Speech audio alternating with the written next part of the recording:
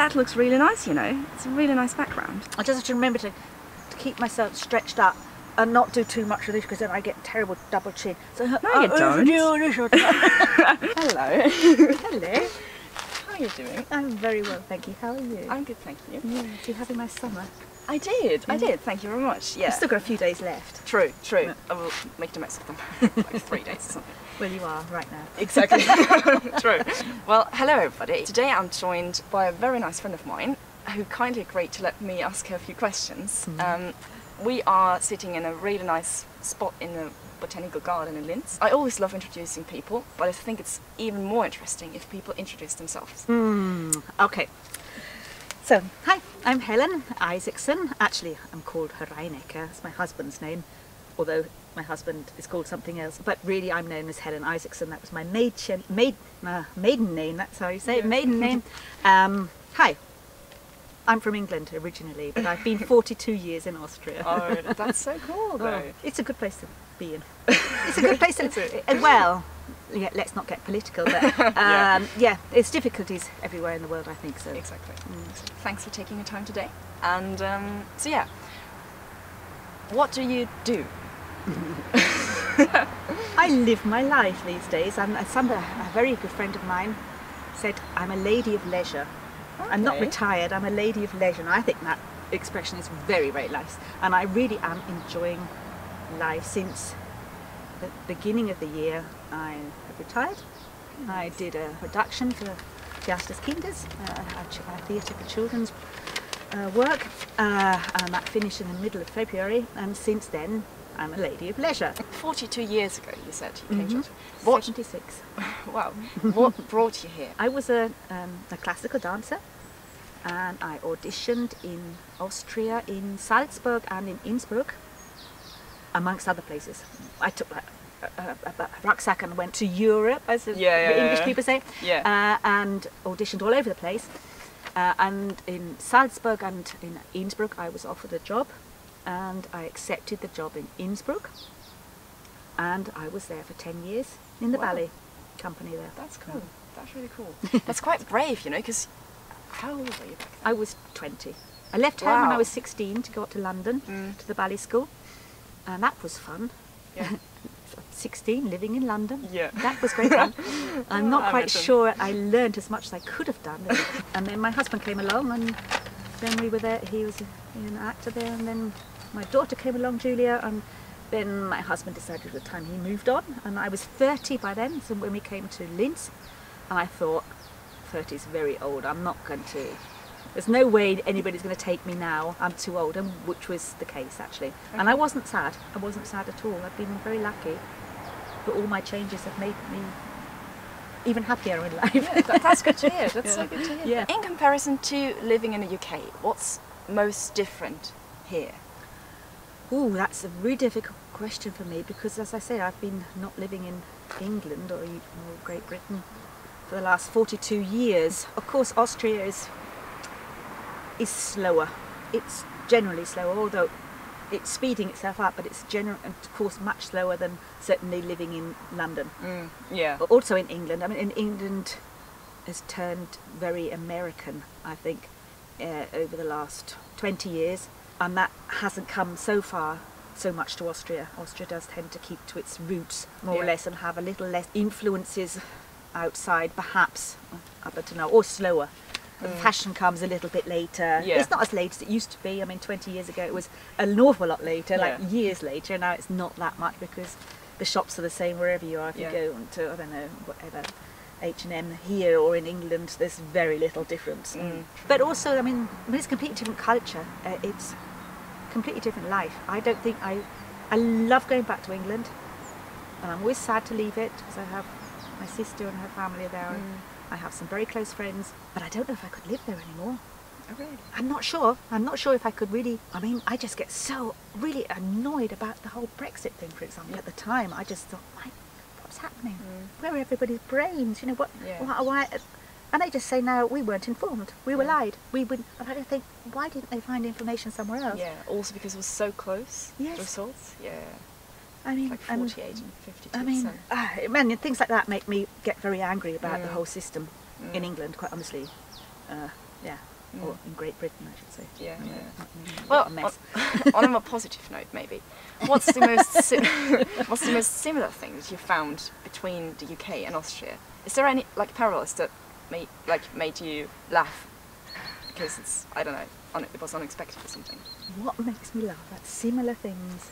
Or maybe what made you laugh when you first got here, and you obviously back then being a bit more foreign to the culture. What's the most funny thing that you saw? I can't remember anything funny.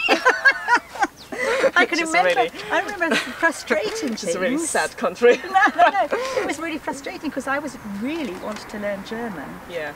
And everyone just in Innsbruck, they answered me all the time in English, and it was really difficult. You know, you sort of go and try and say, "Can I have 2 rolls, please?" Yeah. And they'd answer you straight in German. Yeah. And they would just answer back, "Oh yes, what sort of, in English, what sort of ones would you want?" And I suppose that's sort of funny-ish because everyone could speak my language and I couldn't speak theirs. Yeah. But my really first impression of, and that's something I'll never ever forget, when I was in Innsbruck, and came obviously in September, so autumn was just round, and both just round the corner sort of thing, on both sides, because there's mountains left and right when you're in Innsbruck, and they all turned red from the trees. Yeah. And I wasn't a very nature-y sort of person when I'm in England, because I'd never ever noticed trees turning so red in my life, and I was just sitting at the window and looking from one window onto the balcony on the other side, sort of going, oh my goodness, just from the window. I didn't go up the mountain or anything, but I was just looking at these colours and I thought, wow. But those are some, I don't know what made me laugh. I don't know, but I have a dreadful memory. Did you have any stereotypes about Austria before you came here? No. Okay. I didn't think about anything.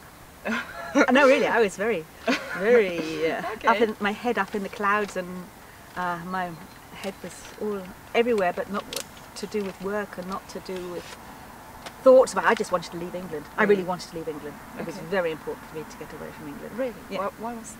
Oh, probably because of the family thing, sort of thing. Just sort of having to grow up and leave your nest and really show your independence. Yeah. And also, I always liked languages, so I was looking forward to learning a bit more German, because I'd had 1 year of learning German in school, and so that was interesting too. Yeah. Speaking of German, what does, like, obviously I don't hear it because I'm a native German speaker, Austrian German. What does German sound like? Or in other words, what does Austrian German, like, what does the dialect sound like? An American slang, whereas German sounds like English. Okay. That's how I hear it. Yeah. It's a bit difficult for me to also answer that because I'm so used to the dialect now. Obviously. And of course, it's like some Austrian accents are really nice, and some of them you sort of go. Where do you see yourself in? What's Be careful. What's a nice number? Where do you see yourself in 11 years? 11. So Yeah. 16, Very 17, specific. 3. Like 11 years. Where I would like to see myself is in perhaps a smaller flat. So it's easier because my husband would then be 15 years older than me, which would make him old. Okay. Even. So we'd need a more easily accessible and convenient flat. I hope I will have lots of grandchildren. Yeah. I have 2 that are living in Switzerland. Okay. So that's a long way away. I'd like to be able to afford a helicopter. I could get really quickly to Switzerland and really quickly to Vienna, so I could visit all these hundreds of grandchildren I've been having. And possibly have some sea brought in nearby where I'm living. I'd like to live by the sea. I miss that. Yeah, because you're from Cromer, aren't you? Yeah, I was born in Cromer. Yeah, I left when I was 3, but we went to Brighton after that. Oh, and then we went to Bournemouth after that. So it's always been seaside sea. towns. And I just love the sea. Yeah. Not especially in summer when everybody else is. I just love it in winter when the waves are going and it's grey and the wind's there. Yeah. Oh goodness. I was in Brighton over New Year's this year, and the waves were just incredible. They it are was so. yeah. Oh, the wind. I mean, I knew that the wind would be like really strong there, because like but the waves were just. I've never seen waves like that before. That was amazing. Also, the piers like really nice if you walk out out like. On My the very day edge. there were 2 there. Yeah. One's gone. You can still see the old one. Yeah, I That's a know. bit creepy, actually. It is, isn't it? It's it's eerie. Yeah. But yeah, I love it's so cool. Like it's a really cool place to be. You're just walking along the seaside, the Pebble Beach. You just have to be dressed well. Exactly. That's what they say, isn't it?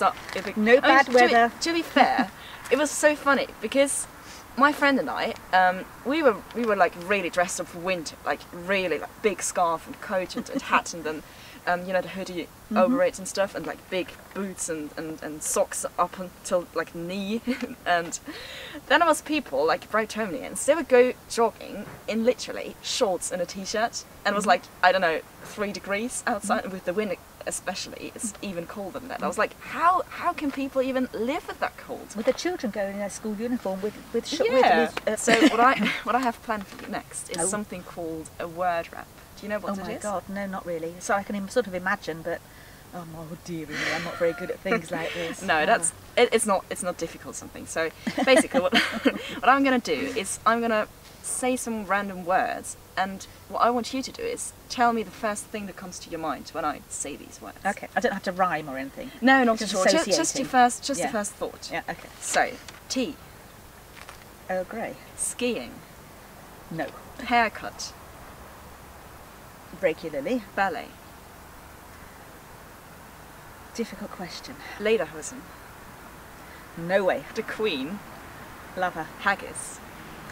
Yes. It's not too bad, is it? No, it's not. Yeah. It sounds worse than it is. It's really if you like, try it, it's actually. I mean, if it's seasoned well, it's like wie heißt das? Wie heißt das? Blutwurst. Like, black pudding. Yeah. It's sort of similar. Yeah, except true. because it's all Absolutely. very tasty and spicy. YouTube. You. Okay, fair enough. Linz. My home. English. Love it. And last but not least, is it scones or scones? Scones. Really? Yes. You think? I say scones. I say scones. It's like does it depend on like which region you're? You're not going to ask me which region says what. Scones. Scones. I think scones is very, very posh. Really? Do you think? Yeah, I think scones is also very, very sort of like, I don't know, would the Queen say scones or would she say scones? I think she'd say, I'm sure she says it the way I say it. I'm sure she does. Absolutely. I say scones. All my friends say scones. Really? Yeah. It's interesting because when I was in Edinburgh, Well, like Scottish people say scones. yeah, well, there you are. So it's probably more northern, they say scones. Yeah, but then I was in the south, Yeah. and they say scones as well. They say scones. They say scones. Really? Yeah. Where south? Brighton? Yeah, I Brighton. don't believe that. London area. Oh, London. Yeah, okay. I mean, yeah, true. And another thing, do you say jam on top or cream on top? I haven't done it for a long time. I know this is great. Everyone's talking about everybody's it's talking like about the it. But it is biggest sort of question. it's like putting the milk in before tea and things Yeah. like that. But I always used to do it jam and then the cream because I found Really? it easier to. Because I found it very difficult to put on top of the cream jam because it would always sort of slide around. But don't you think that the cream kind of works like butter? Yes, absolutely. But See- it's even so. It's like if you have a Sachertorte, you don't put it underneath the cake, do you? You put it yeah, on fair top. enough. You know what I mean? Yeah. And you have cream, but there again, you have cream in the middle of things and then on top. I don't know, but that's how I always ate it. But I Yeah. had to sort of pick that up on that it is a great discussion of which goes on first. I think that also tends to be the part of the country you live in. I haven't followed it up. but- Apparently, it's like Cornwall area where people do it with the cream on top.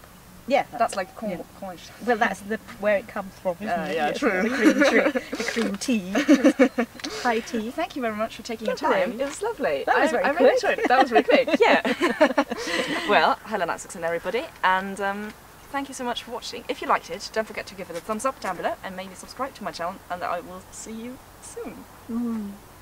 Bye. That was cute.